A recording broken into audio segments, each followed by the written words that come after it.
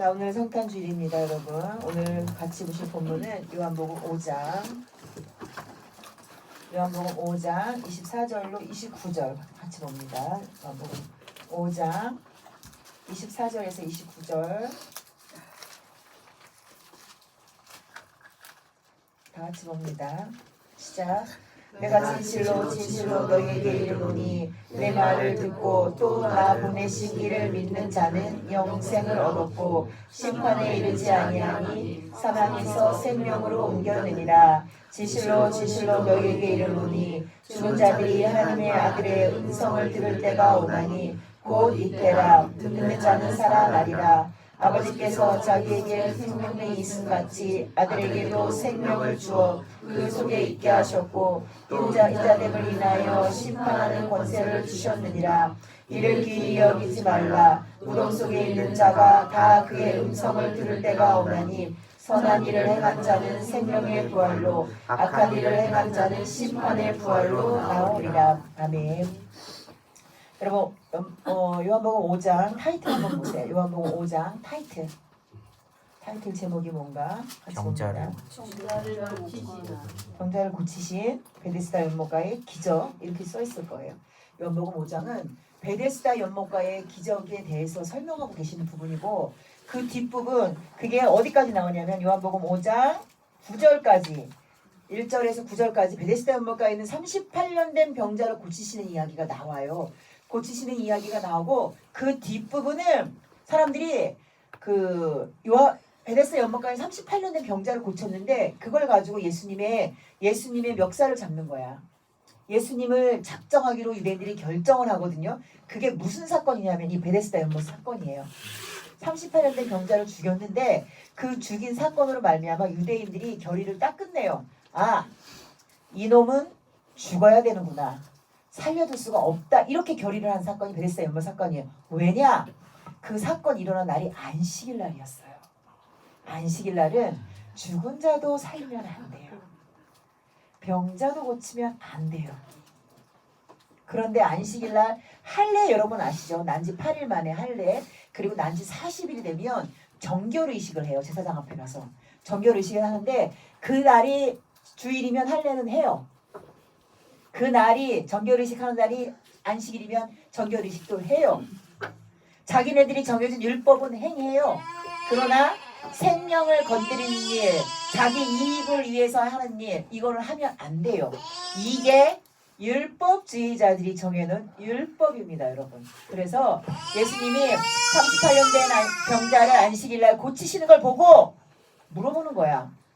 이게 이날이 안식일인데 도대체 이게 무슨 일이냐? 그래서 예수님이 뭐라고 하시냐면 태초 이래로 아버지께서 지금까지 일을 하고 계시니까 아버지께서 지금까지 일을 하고 계시니까 나도 일한다 이렇게 말하는 거야. 그러니까 이제 난리가 난 거야. 네가 누군데 아버지가 일한다고 하시냐? 네가 누구냐 했더니 내가 곧 하나님이다. 이게 베데스다 연못가의 정의예요. 그리고 났더니 유대인들이 하는 거야. 안 되겠다. 이놈이 자기를 빌어서 이제는 누구를 하느냐? 하나님이라 하는구나. 죽이기로 결정을 딱 하는 사건이 베데스다 연못가의 사건입니다. 그러면서 오늘 5장 19절 이하 5장 19절 위에 타이틀 볼까요? 여러분 타이틀 뭐라고 돼 있어요? 아들의 권위. 아들이신 예수님께서 본인 스스로 나는 이런 사람이야 라고 자증적인 설교를 하신 분이 요한복음 5장이에요. 여러분 성탄절은 기독교 역사의 가장 중요한 날이기는 해요. 그러나 우리가 이 날을 성탄절의 날을 생각하며 성탄절을 기억하면서 우리는 무엇만 해야 되냐면 예수 그리스도께서 이 땅에 오신 것을 기억하는 걸로 사실 끝나야 돼요. 왜 예수 그리스도께서 이 땅에 오셨는지를 그 내용을 거기 안에 있는 핵심 내용을 기억하고 그것을 하나님 앞에 감사 돌리는 절기로 끝나야 돼요. 왜? 성탄절은 로마의 황제의 어머니가 기독교에서 심취했어요. 콘스탄티누스의 황제 로마의 310년경 그때에 그 시대를 다스리는 콘스탄틴 황제의 어머니가 기독교에 심취를 했어. 왜 심취하냐면 여러분 로마나 이런 쪽의 문화는요 성이라는 것에 개념이 없었어요. 성이라는 것에 개념이 없어서 자식을 낳아도 왜 그 당시에 여러분 그 배너를 보시면 배너 보시면 그 배너의 주인공이 노예로 팔 친구의 모함으로 노예로 팔려가서 노예선 이게 밑에서 노졌다가 해적에서 쳐들어오는 그 해적에 맞서다가 그 노예 그 함대의 그 우두머리 되는 사람을 살려줘요. 싸움에서 이겨서. 그리고 그 사람한테 양자가 돼요. 양자가 돼서 금이 환영하면서 자기를 팔아먹은 친구가 총독으로 있는데 다시 그 예루살렘으로 돌아오는 얘기가 배너예요. 근데 그 문화를 보면 그 문화가 뭐냐면 당시 고대 당시 고대 로마의 법은 로마 사람들은 성적으로 굉장히 문란해요. 그래서 자식을 낳아도 내 자식인지 확신을 못해. 왜냐하면 유전자 검사할 방법이 없잖아요. 그냥 마누라가 당신 아들이요 그러면 끝나. 나 임신했습니다 그러면 끝나는 거야. 살고 있으니까.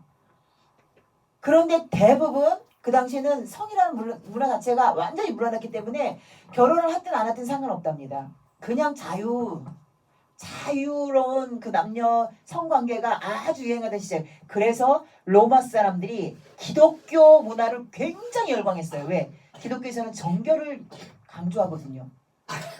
간음하면 그게 십계명에 들어가 있기 때문에 정결을 강조하기 때문에 콘스탄티누스 황제의 어머니가 기독교에 완전히 심취한 거야. 기독교를 완전히 심취해서 그분이 세운 게 예루살렘 교회예요. 그 예수 탄생 교회라고 지금도 이스라엘에 가면 그 흔적이 남아있어요. 예수 탄생 교회. 그리고 예수 탄생일을 추적하는 거예요. 박사들하고. 언제쯤일까? 우리 한번 알아보자. 이 예수라는 분이 이렇게 좋은 분이 세상에 나오셨는데 그래서 이렇게 좋은 유대인의 법이 있는데 우리가 이분을 믿어야 되겠다. 그래서 콘스탄티누스 황제의 어머니가 예수 탄생 교회를 만들고 그 예수 탄생의 역사를 추적해서 대충 정한 날짜. 근데 아무리 해도 안 나와. 아무래도 안 나오는 거예요. 정확하게 찝어낼 수가 없는 거야. 그래서 그렇게 했는데도 불구하고 안 돼. 그래도 난 작정을 했어. 그 예수라는 분에 대해서 탄생과 그거를 기념하기로 작정을 했어. 그래서 만든 날이 12월 25일이에요. 12월 25일. 그 정확한 날짜는 거의 70% 이상 맞지 않는 날짜예요.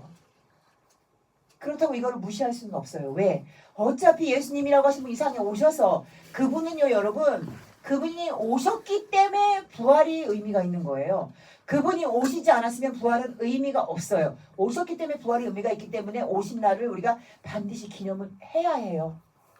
근데 그 기념이 이 시대의 한국교회 이 시대의 모든 교회들의 그 기념은 사실 우리도 그 문화 속에 있었지만 우리가 성탄절에 예수 탄생이 중요했어요. 우리 행사가 중요했어요. 행사예요. 우리 행사가 중요했어요. 정말. 왜? 상금이 걸려 있었거든. 상금이 걸려 있었어요. 가장 잘한 부서에 상금을 주는 거야. 거기에 목을 매는 거예요. 그리고 부모들은요. 예수 탄생? 그까이 거 뭐 중요해. 내 새끼가 가서 저 다른 딱 쓰면 내 새끼 사진 찍느냐고 질 써고 뭐고 막 젠장 난리나. 교회요. 큰 교회일수록 엉망진창입니다. 이렇게 말하면 큰 교회 다니신 분들이 들으면 뭐라고 말씀하실지 모르지만 우리가 없어봤으면 안 있어봤으면 이런 얘기 할 수가 없어요. 근데 내가 지금 여기서 여러분에게 예수님 탄생의 그 의미를 정확하게 기억하는 게 정말 성탄 예배를 잘 드리는 거라 말하고 있는 나도 애들을 닥달했다니까. 야 나갈 거면 1등 해야지. 3개월 전부터 준비시켜요 저는. 그래도 준비부터 하나님을 찬양하는 거니까 잘하자. 물론 목표는 1등이지만 그래도 잘하자. 이게 짬뽕이 돼 있어서 짬뽕. 저 같은 사람도 완전히 짬뽕이 돼 있어가지고 예수님 탄생 더 중요하지. 근데 그것도 중요하지만 나가서 잘하는 것도 굉장히 중요해. 이 짬뽕이 사상이 짬뽕돼 있고 저도 사상이 짬뽕돼 있었습니다. 여러분. 성탄절에 예수님이 탄생하신 그 이유를 아는 것보다 우리에게 더 중요한 이게 뭐가 있어요? 하나님 앞에 재롱 부리는 거? 하나님 앞에 재롱 부리는 것도 그 사람 속에 예수의 영이 있어야 그 재롱이 통하지. 예수의 영이 없는데 무슨 재롱이 통하겠어요, 여러분? 아들이 있는 자에게만 생명이 있고 아들이 없는 자에게는 생명이 없어요. 그러면서 오늘 말씀에도 뭐라고 얘기하시냐면 선한 일을 행하는 자만 생명의 부활로 드러날 것이요 악한 일을 행하는 자는 심판의 부활로 드러날 것이다. 근데 예수님이 지금 아직 살아생전에 계시고 그들에게 하시는 말씀이에요. 선한 일 생명, 악한 일 심판. 도대체 선한 일이 뭐고 악한 일이 뭐냐 이거예요. 그래서 사람들이 선한 일을 찾아서 헤매는 거예요. 구제, 선행, 교회에서 뭐 하라면 열심으로 뭐 절기 때마다 열심으로 다녀가서 뛰고 뭐 찬양하고 그게 선한 일이라고 생각하는 거예요. 선한 일이 뭔지 관심이 없기 때문에 그래요. 정말 선한 일은 예수 그리스도의 생명이 내 속에 들어와서 그 생명으로 말미암아 내가 하나님을 믿고 하나님을 믿는 사람인 것을 자각하고 세상에 나가서 그리스도인으로 살아가는 이게 진짜 선한 겁니다. 이게 예수님 편에서 선한 것의 정의입니다. 예수님께서 이 당시 베데스다 연못가에서 사건으로 예수를 그래? 저놈 죽이자. 지가 뭐라고 하나님이라고 해? 하나님 아들이라고 해? 이거 같이 성전 모독이 성전 모독이라고 해서 예수님을 죽이를 결정을 한 거예요. 그런데 그들을 향해서 하시는 말씀이 그거예요. 선한 일을 하는 자는 생명의 부활로 악한 일을 하는 자는 심판의 부활로 나타난다. 그들이 하지 못하고 있는 게 뭐야? 예수를 인정하지 못하고 있는 게 그들의 악한 일이에요, 여러분. 그러면 이 말씀을 밑에서 가장 선한 일이 뭐냐? 예수를 예수 그 자체로 인정하는 거. 예수 그리스도가 이 땅에 도대체 왜 오셨는지를 정확히 아는 거. 그게 가장 선한 일이라고 하는 거예요.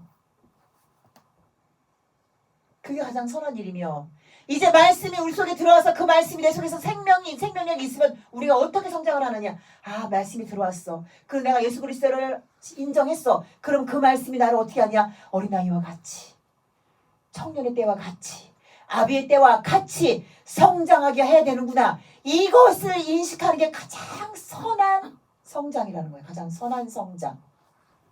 여러분, 선한 하나님 앞에 선한 사람이 되지도 못했는데 성장은 엄청 잘해요.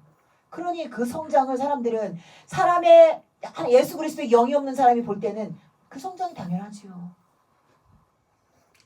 여러분, 이 차이가 있는 거예요. 예수 그리스도의 영이 있는 사람이요.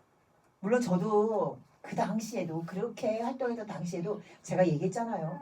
완전 저도 짬뽕신이라는 신앙 짬뽕이 저는 안 그런 줄 알았어요. 사실 저는 그 당시에도 지금 제가 여러분 앞에 이렇게 부끄러운 고백을 하지만 이렇게 고백을 하기 전에 생각을 안 했을 때도 아 나는 그래도 그때보다 남들하고 틀렸어. 나는 그래도 그때보다 남들하고 좀 틀렸어라고 생각을 했지만 그게 무슨 상관이 있어요.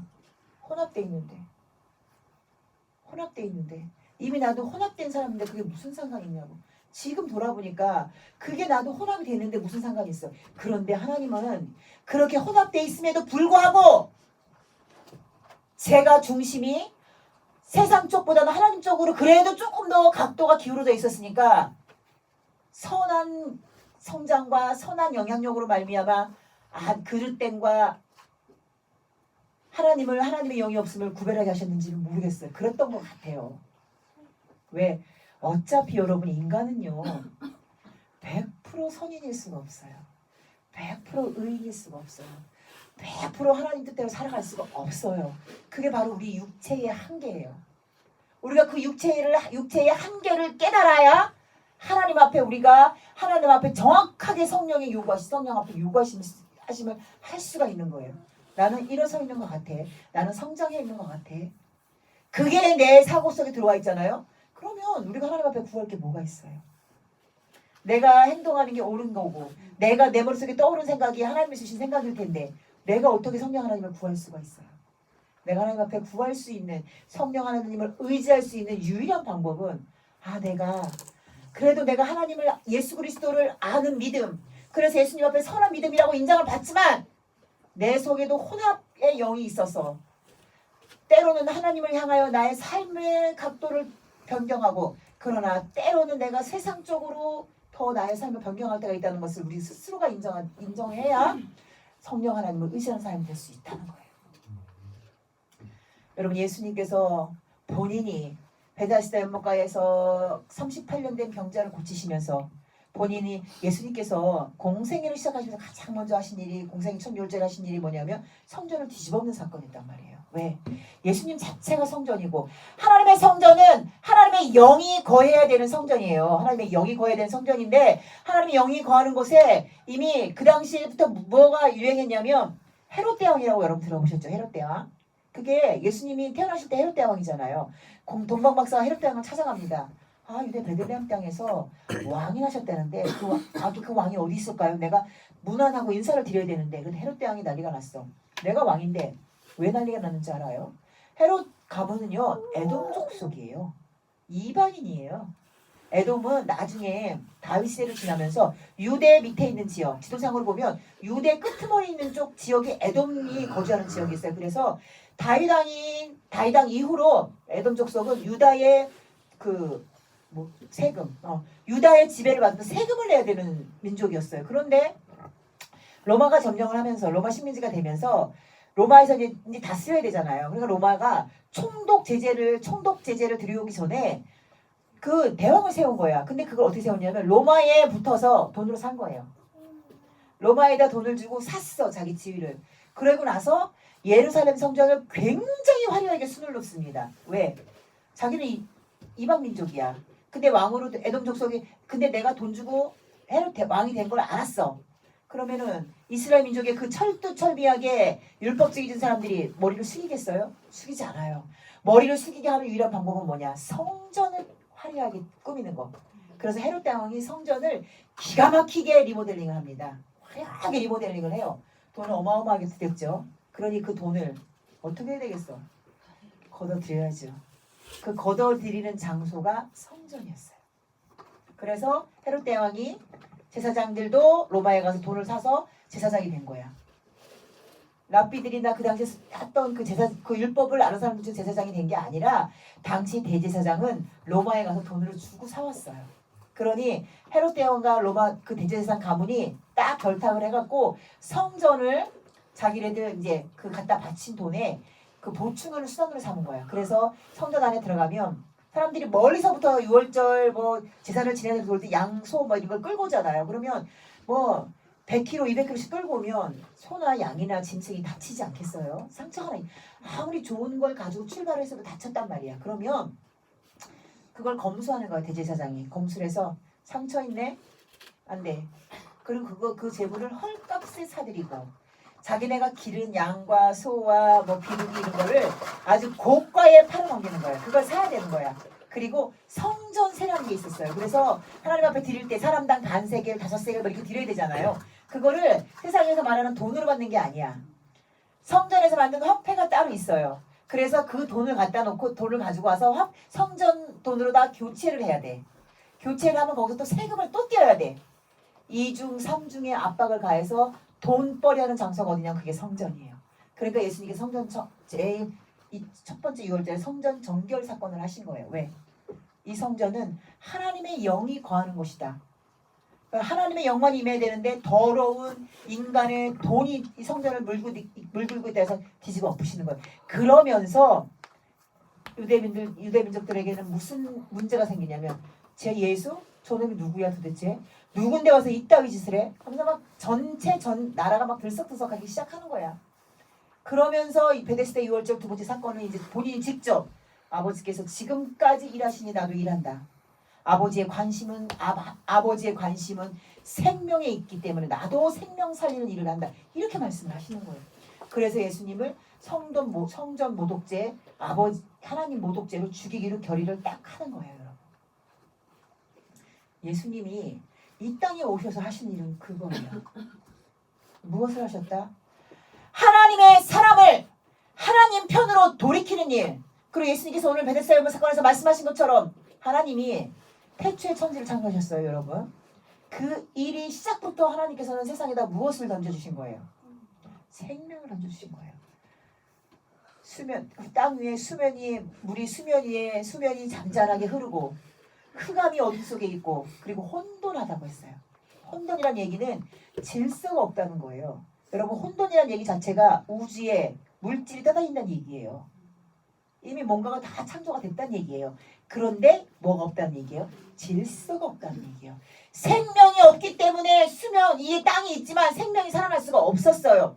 그래서 하나님께서 창세기 1절부터 하신 일이 뭐냐? 이미 하나님께서 진작에 언제일지 알 수 없는 시간에 만들어 놓으신 그 땅 위에 생명을 불어넣기 시작하신 거예요. 그게 생명이 뭐냐? 말씀으로 생명이 들어가기 시작했다는 거예요. 하나님은 태초부터 하신 일이 생명을 주신 일이에요. 우리만 만든 게 생명이라고 생각하시면 안 돼요, 여러분. 인간이라고 하는 하나님의 모습을 닮은 하나님의 형상대로 만든 결정체, 창조물의 결정체예요. 클라이막스야, 우리는. 그러면 클라이막스라고 해서 미리 만들어 놓은 건 의미가 없어요?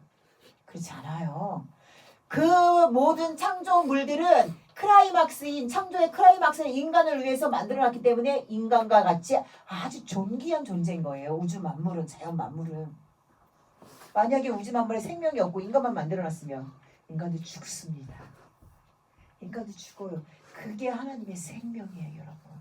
결국은 하나님이 원하시는 하나님의 사람, 그래서 하나님께서 이 땅을 다스리고 또 이 땅을 다스린 후에 와서 하나님께서 선물로 주실 하나님이 만들어 놓으신 저 천국을 다스리게 하는 권세를 인간에게 주시기 위해서 하나님께서 하신 일이 무엇이냐?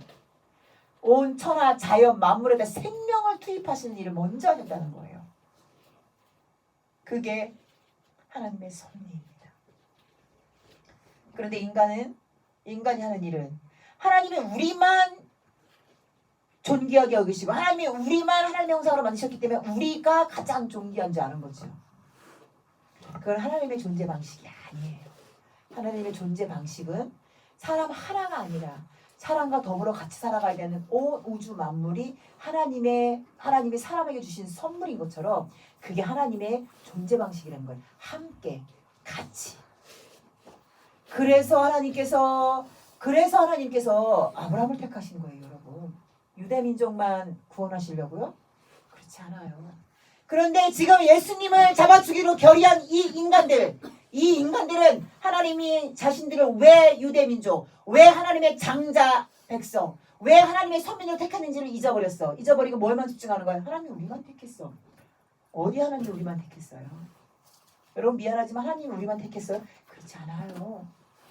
하나님은 아브라함에게 분명히 말씀하시기를 내가 너로 말미암아 모든 민족이 내가 너로 말미암아 모든 민족이 복을 얻게 할 것이요 이렇게 말씀하셨단 말이에요. 아브라함을 택할 때부터 말씀하셨어요.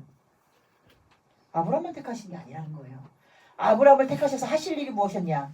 세계 모든 민족에게 복을 전해주기 위해서.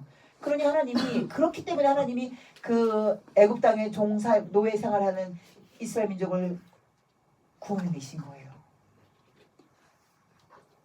그래서 구원을 내시면서 가나안 땅에 들어갈 때 하나님이 여러분 미안한데 하나님이 광야 1세대를 죽일 때 하나님 마음은 안 아프셨을 것 같아요. 하나님이 냉철한 분이시지만 하나님은요 세상에 있는 사람을 보면서 하나님도 눈물을 흘리시는 분이에요. 하나님도 고통을 당하시는 분이에요. 어떻게 하느냐? 예수님이 눈물을 흘리셨거든요. 예수님이 고통당하셨잖아요. 안쓰러운 백성들을 바라보시면서. 근데 예수님은 하나님하고 동일한 마음을 가지신 분이에요. 하나님도 광야 1세대들을 들여보낼 수는 없었어. 왜? 세상 모든 민족을 살려야 되는데 그런 어리버리 상태의 혼합주의로는 살릴 수가 없는 거예요. 그러니 하나님의 뼈아픈 결정을 하신 게 그 1세대를 다 죽여버리는 결정을 하실 수밖에 없었다는 거예요. 하나님의 마음을 하셔야 돼요. 하나님이 왜 이스라엘 민족에게 가나안 땅에 들어갈 때 다 죽이라고 했느냐? 이스라엘 민족들이 가나안 땅에 들어가서 그들과 혼합되어 있는 상태로는 그들도 죽고 가나안 땅도 죽고 앞으로 태어날 모든 사람들이 다 죽음의 길을 가기 때문에 죽여서라도 가나안 땅에 들어가서 그 사람들을 다 죽이고 너희들의 씨로 말미암아 번식해서 니들이 나가서 세상을 정복해라. 이게 하나님의 계획이었다는 거예요. 근데 그게 안 된 거예요. 그게 안 되니까 예수 그리스도를 보내셨는데 문제는 예수 그리스도의 오심을 하나님을 믿는 백성들도 몰랐다는 거죠. 인정하지 않았다. 예수님이 처음 나타나셔서 일하실 때부터 내가 하나님이야. 내가 성전의 주인이야. 내가 안식일의 주인이야. 내가 아버지와 동일한 자야. 그분이 내 아버지고 내가 그의 아들이야. 근데 아버지와 아들은 동일한 분. 이렇게 누누이 말을 해도 듣지 않았어요. 절대 듣지 않았어요. 뭐 때문에 듣지 않았어요, 여러분? 율법에 사로잡혀 있었어. 자기의 행동에 사로잡혀 있었어. 미안하지만 여러분 우리 가운데도 내가 하나님의 사람으로 나는 그래도 구별되게 잘해. 11절도 꼬박꼬박 드리고 감사헌금도 하고 예배 난 소중하게 생각해. 그러나 세상에 나가면 내가 하나님의 사람인 거 모르는 사람 없어. 나 다 알아. 난 그래도 잘 살려고 노력해. 이런 사고방식이 여러분 속에 딱 들어가잖아. 여러분요. 이 당시 예수님을 알지 못하고 예수님을 돌로 결국 예수님을 죽여버린 유대인들과 동일한 사람이 될 수밖에 없어요. 왜? 그 생각이 나를 또 다른 유대인으로 만들어버리기 때문에 그래요.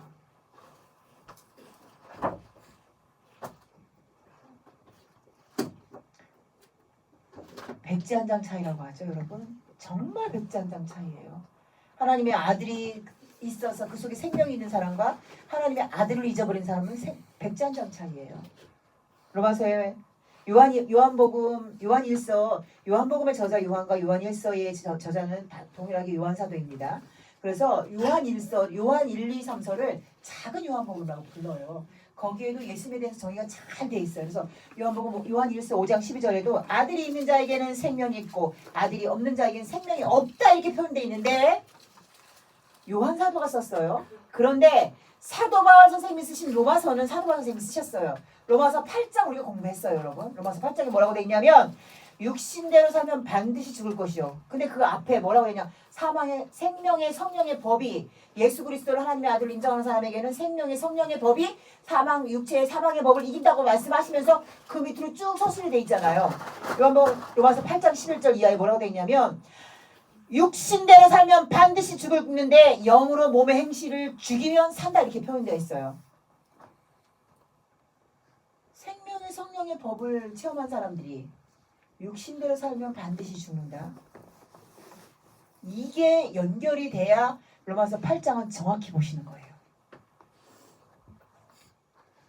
로마서 8장 시작이 그거잖아요. 죄와 사망의 법에서 나를 해방시켰다. 무엇이? 생명의 성령의 법이. 그래서 하나님의 아들을 믿는 자들에게는 성령이 들어가셔서 하나님의 아들로 인침을 하는데 그런데 문제가 생겨요. 아무리 예수 그리스도가 하나님의 아들임을 인정하는 사람도 육체대로 살면 반드시 죽는다. 그 얘기는 요한복음과 요한일서랑 같이 연결합니다. 잘 들으세요, 여러분. 하나님의 아들이 그 속에 있는 사람은 육체대로 살 수가 없습니다, 여러분. 내가 성령의 인도하심으로 살 때가 내 삶의 시간 속에서 나는 그래도 많이 해야 1, 20%밖에 안 되는 것 같아. 육체대로 살 때가 8, 90%야. 그럼 여러분 죽습니다. 그럼 여러분 죽습니다. 요한복음 5장에서 말한 것처럼 악한 일로 말미암는 심판의 부활로 여러분은 나중에 심판의 부활 대상자가 될 수밖에 없습니다.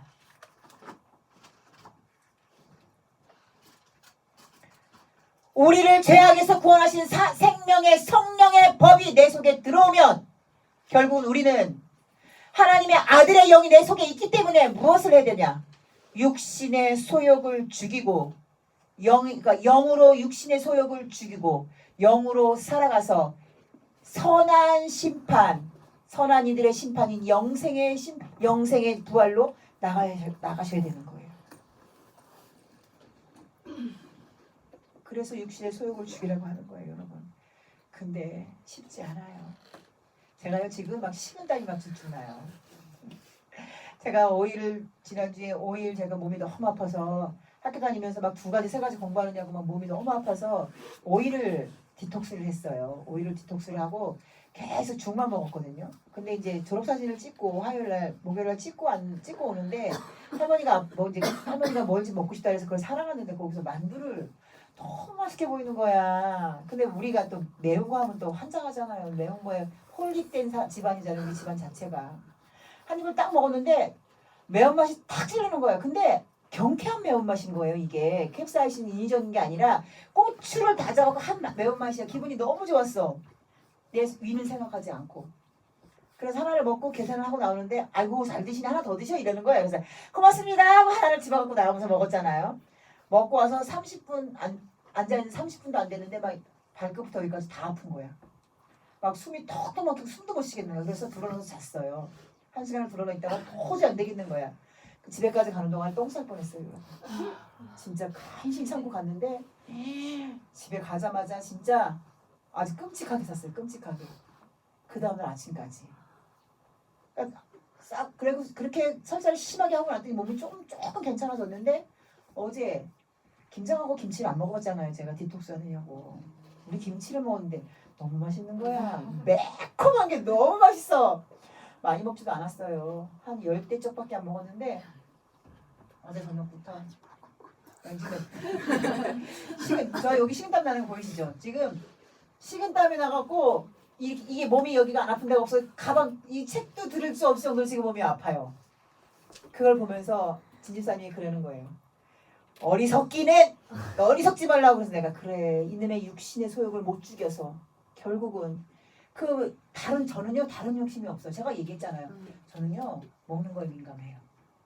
왜 먹는 걸 너무 좋아해 저 자체가.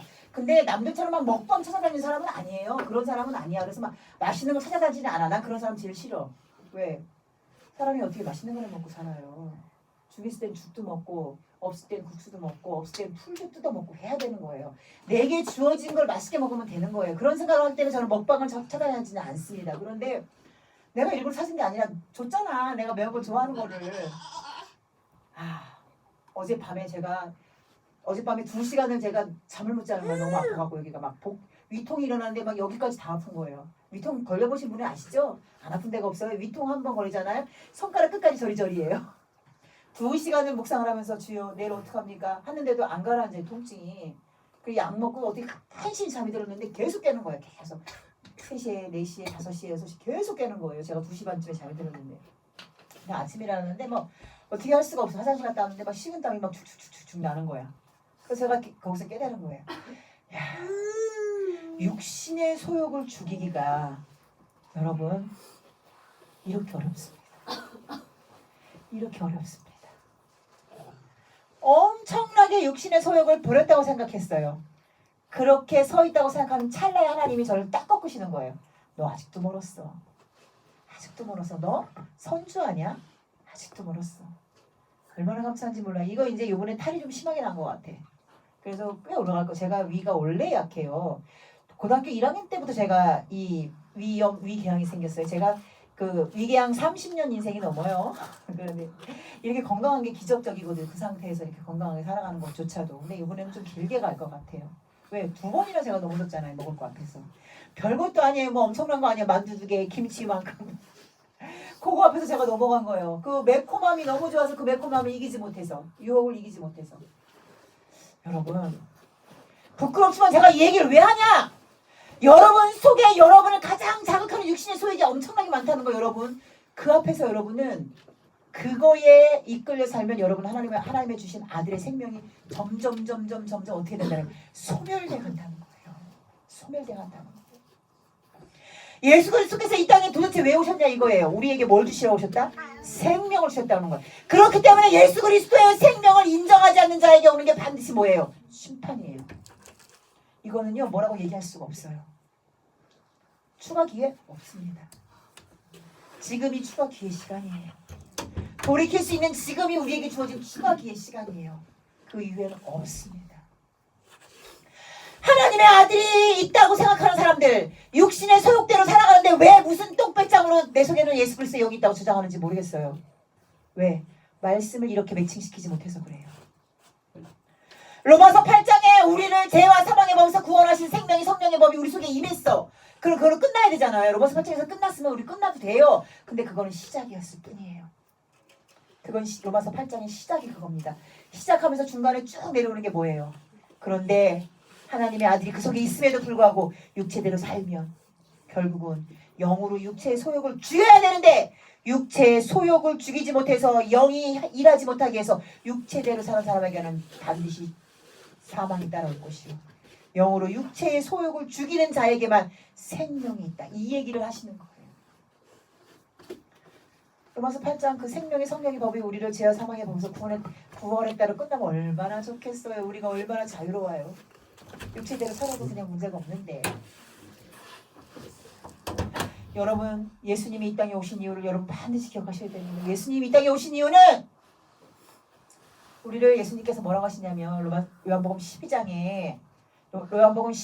49절 50절이 끝절이거든요. 그때 12절 전체를 두고 막 얘기하세요. 내가 이 땅에 온 곳은 이렇게 막 얘기하면서 나는 너희에게 심판을 주러 온 게 아니야. 나는 너희에게 생명을 주러 왔어. 구원을 주러 왔어. 그런데 마지막 때에 내가 너희를 심판할 수밖에 없어. 무엇이? 내 말이 너희를 심판할 수밖에 없다. 이렇게 말씀하시며 예수님의 말을 요한복음 12장 24, 25, 26절이 그거잖아요. 나를 따라오고 나를 따라오려거든. 하나님 미리 땅에 떨어져 적지 아니하면 하나 그대로 있고 죽으면 많은 열매를 맺는데 너희가 나를 따르겠느냐? 너희가 나를 섬기겠느냐? 그럼 나를 따라와라. 나를 섬기는 자는 나를 따라와야 되고 나를 따르는 자만 아버지께서 어떻게 여기신다? 귀하게 여기신다. 이거예요. 그 끄트머리 말씀이 그 12장의 끄트머리 말씀이 그러면서 그게 말씀하시는 거예요. 생명과 사망과 육체를 죽이는 거, 육체를 죽이지 못하는 거 얘기하면서 끝부분이 뭐예요? 그런데 나는 너희에게 심판하고 싶지 않아. 나는 너희들에게 구원을 주고 싶어. 영생을 주고 싶어. 나는 너희를 살리러 왔지 심판하러 하지 않았다. 그런데 불가피하게 마지막 때에 너희가 심판받게 될 것이다. 무엇 때문에? 예수 그리스도의 말 때문에 심판받게 될 것이다. 여러분, 마지막 날 하나님 앞에 갔을 때에 이게 아니라 기록되어 있는 말씀으로 말미암아 그 기록되어 있는 말씀의 다림줄이 심판대 앞에 우리에게 철저하게 내려와 있다는 걸 절대 잊어버리시면 안 됩니다. 여러분. 왜? 예수 그리스도가 직접 하신 말씀이에요. 나는 너희에게 생명을 주러 왔다. 아들이 있는 자, 하나님을 믿는 자에게 그 하나님이 보내신 아들, 그가 곧 하나님이신 거 나를 아는 자들에게는 생명이 그 속에 있을 것이야. 그러나 나를 모르는 자는 마지막 때에 심판의 부활로 너희는 심판대 앞에 설 것이야. 그런데 육체 영의 그 하나님의 아들의 영으로 말미암아 육체의 소욕을 죽이지 못하고 무시하고 육체대로 사는 자들의 마지막은 심판이야. 사망이야. 이렇게 말씀이 연결되려면 여러분 성경을 많이 봐서 성경의 내용이 여러분 머릿속에 있어야겠죠. 그래야 여러분이 조합하시는 게 아니에요. 성령 하나님이 필요하시면 조합을 시키시는 거예요. 근데 이게 여기 요 구절만 알아. 요 구절만 알아. 성경은 다 모르고 요 구절만 알아. 요 구절만 알아. 그러니까 성령 하나님이 조합시킬 수 있는 방법이 없어요.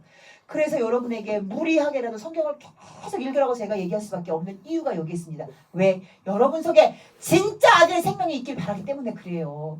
진짜 아들의 생명이 없으면 여러분 교회에 나와서 여러분이 하나님 앞에 드리는 시간, 물질, 육체의 수고 다 헛것이에요. 처음부터 예수 안 믿고 지옥 가는 사람이 오히려 더 행복할 수 있어요. 예수 믿다가 지옥 가는 사람? 나는 그것처럼 어리석은 사람은 없다고 봐요. 세상에서 제일 어리석은 사람이 될 거예요. 그러나 그 사람도 어리석지만 요한계시록에서 말씀하신 것처럼 천년 왕국이 지난 이후에 천년 동안 무적행에 갇혀있던 사단들을 잠시 풀어놓아서 곡과 마곡 간의 싸움을 붙여서 거기에서 유혹에 빠져서 사단의 유혹에 빠져 넘어가는 자가 바다의 모래알 같이 될 것이요 그 이후에 백보자 심판을 통하여서 마지막 유황불 심판이 끝날 것이다. 이게 요한계시록 마지막입니다. 여러분 우리가 이 땅에서 대충 그리스도의 영 70% 세상의 영 30%에 섞여 살잖아요. 마지막 하나님께서 풀어놓으신 사단의 유혹에 이길 수가 없습니다. 그러면 제가 어느 날 제가 지난주에 우리 주 수요일인가 금요일에 제가 깨달은 거예요. 그거 가만히 있어봐. 천년왕국이라는 것 자체가 눈물도 없고 고통도 없고 즐거움만 있는 곳인데 그러면 천년왕국에 부끄러운 구원받거나 아슬아슬 구원받은 사람들은 하나님께서 더 저주하시는 거네. 여러분 천년왕국이 있다는 걸 알고 들어간 사람이 지옥불이 끔찍하겠어요? 애초부터 모르는 사람이 끔찍하겠어요? 천년왕국이라는 곳이 살아보고 기쁨과 행복이 있다는 걸 아는 사람이 훨씬 더 끔찍하겠죠. 이게 잘못하면 우리의 최종 결론입니다. 이게 계시록의 최종 결론은 이겁니다. 천년왕국 들어갑니다. 예수 그리스도가 하나님의 아들이신 거 알고 예수 그리스도의 영이 그 속에 있는 사람 천국에 들어갑니다. 천년왕국 들어갑니다. 때로는 육체의 소욕을 죽이기도 하고 때로는 육체에 지기도 하고 이렇게 때로는 하셨던 분 들어갑니다. 못 들어가지 않아요. 왜? 그것도 믿음이기 때문에 들어갑니다. 그러나 하나님께서 그만큼 그래 잘 누렸지. 천년왕국 잘 누렸지. 자 마지막이야. 마지막 심판 때가 기다리고 있어. 천년 동안 무적행에 갇혀있던 사단들을 확 풀어놓으시는 거예요. 일시에. 풀어놔서 천년왕국에 들어가서 곡과 마곡 거기에 백성들과 관리들을 왕들은 제외예요. 곡과 마곡이라고 돼 있어요. 관리들과 백성들에게 이간질해서 싸움을 붙여서 사단에게 넘어가는 자가 성경에 그대로 기록돼 있습니다. 바다에 모래알 같이 많게 되었더라. 이렇게 표현되고 있어요. 그 이후에 백보자 심판. 결국은 예수님께서 우리에게 요구하시는 건 무엇이냐? 육체의 소욕을 그리스도의 영이 있음에도 불구하고 육체의 소욕대로 살다가 육체의 소욕에 져서 사망에 이르는 자가 아니라 영으로 말미암아 육체의 소욕을 이겨서 생명에 이르는 정말 하나님의 아들의 영을 소유한 진정한 생명의 소유자가 되기를 원하시는 게 예수 그리스도가 오신 이 땅에 오신 진정한 이유라는 거예요. 그러기 위해서 여러분 육체의 소욕, 육체대로 예수님 믿으시면 안 돼요. 육체대로 예수님을 믿으시는 게 아니라 하나님이 원하시는 말씀에 기록된 방법대로 하나님을 섬기시는 여러분 되시기를 예수님으로 부탁드립니다. 그래서 어떤 상황에서도 여러분 질 수 있어요. 왜 저도 졌다고 말씀드렸잖아요. 연타를 2번이나 며칠 사이 졌어요. 이라고 또 지면 그때는 진짜 내가 하나님 앞에 얘기할 수가 거리가 안 되지. 깨닫는 게 은혜예요, 여러분. 깨달으시기 바랍니다. 여러분이 시시때때로 여러분을 넘겨뜨리는 육체의 소욕이 뭐가 있는지 잘 깨달으셔서 성령의 도우심으로 말미암아 진정한 그리스도의 영, 하나님의 아들의 영, 이 땅에 자신의 생명을 주기로까지 이 땅에 내려오실 수밖에 없던 그 하나님의 영이 여러분 속에서 여러분을 육체의 소욕을 이길 수 있는 건강하고 강한 영의 소유자가 되게 하시기를 예수님의 이름으로 간절히 축원합니다. 시간이 많이 지났습니다.